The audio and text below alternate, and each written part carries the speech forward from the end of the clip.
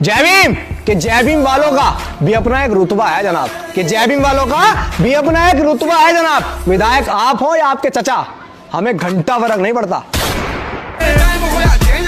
जय भीम कि अपनी एक अलग पहचान बनाएंगे हम लोग, जो नहीं करने दिया अब तक वो करके दिखाएंगे हम लोग। और संविधान को बदलने की चाह रखने वालों, कि संविधान को बदलने की चाह रखने वालों सुन लो, मरकर भी संविधान को बचाएंगे हम लोग, मरकर भी संविधान को बचाएंगे हम लोग। संविधान बचाएगी, मरकर भी भीमवारुमी। जय भीम कि कुछ लोगों ने अपनी वीरता के किस्से सुना रखे हैं, बात छोटी थी बड़ा चढ़ाकर बता रखे हैं। अरे इतिहास पढ़ना है तो भीमा कोरे गांव का पढ़ लो यारो, कि इतिहास पढ़ना है वीरता का तो भीमा कोरे गांव का पढ़ लो यारो। हम 500 ने 28,000 मार के गिरा रखे हैं, हम 500 ने 28,000 मार के गिरा रखे हैं।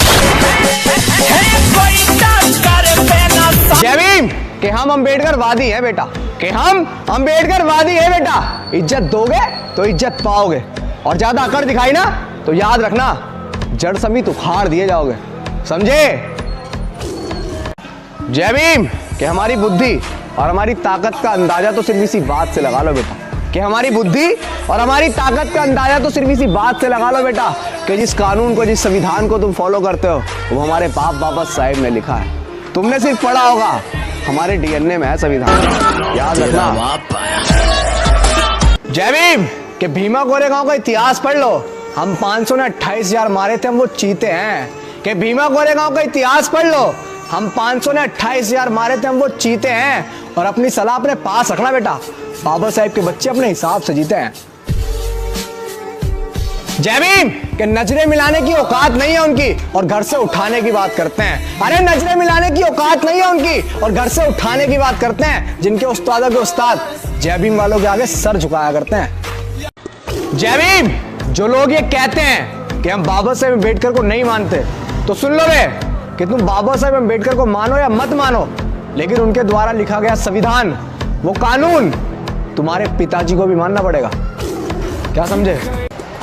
जय भीम कि हम वो हैं जो संविधान को बनाना भी जानते हैं, हम संविधान को मानना भी जानते हैं, और जो संविधान को नहीं मानते वो गौर से सुन लो कि समय आने पर संविधान को मनवाना भी जानते हैं, ये याद रहे लोगों को। जय भीम बाबा साहेब का छोटा बच्चा घर में मरा हुआ पड़ा था, कफन के लिए पैसे भी नहीं थे, सोचिए क्या पीड़ा रही होगी। तब माँ ने अपनी साड़ी का पल्लू फाड़ कर उड़ाया और बाबा साहेब अपने बच्चे को लांग कर लंदन चले गए गोलमेज सम्मेलन के लिए।